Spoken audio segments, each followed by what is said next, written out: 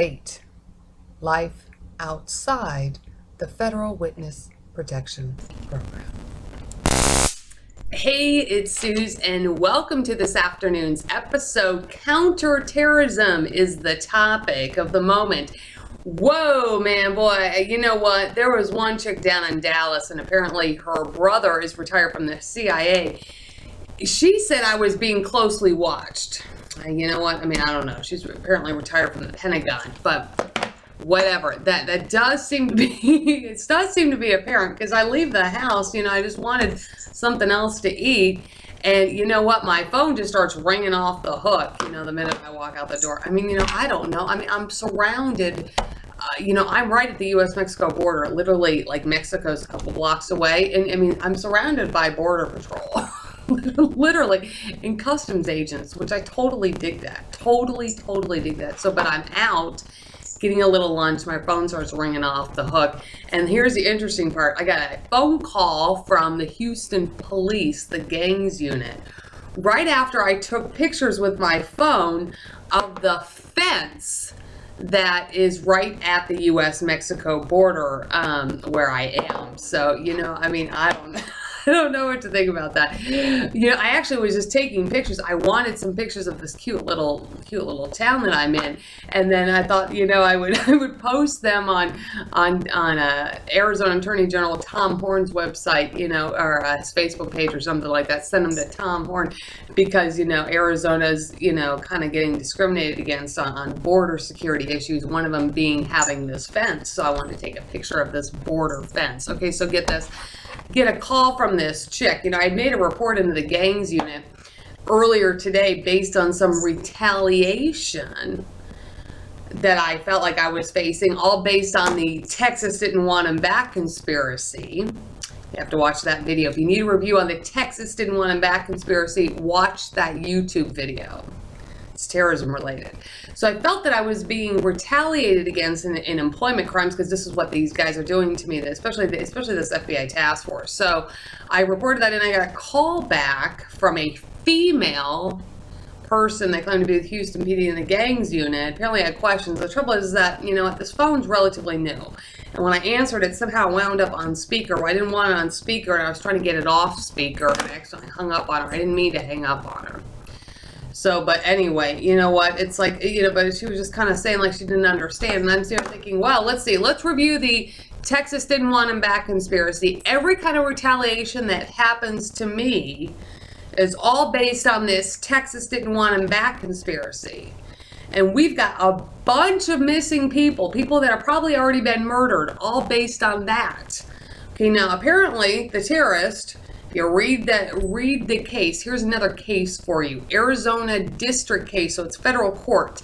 CD 11978 PHC ECV, Nisley versus Weish. So me against the Assistant Attorney General in the U.S. Department of Justice Office of Legislative Affairs, because that's where this ICE letter comes from. Name and address of who to sue. Has a lot of case information. Anybody can pull it off of Pacer. So, but you'd have to read through the case. You'd have to read through all of the case numbers that are referenced with it and plug it all into the bigger picture, because like I said, it's terrorism related.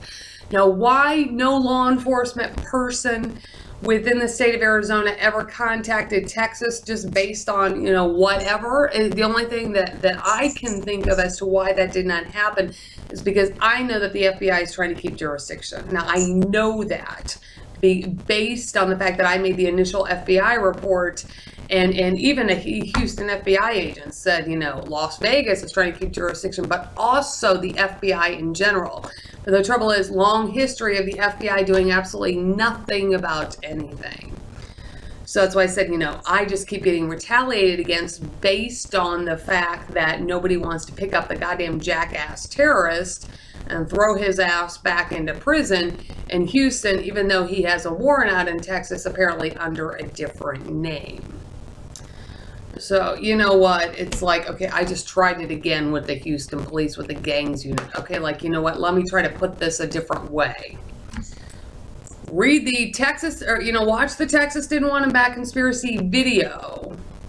My report that I made earlier today to you is based on what I feel is like retaliation. And then instead of somebody retaliating against me, shouldn't somebody be refocusing their efforts or focusing their efforts on executing a warrant for the damn jackass? I mean, this is what, 10 years ongoing?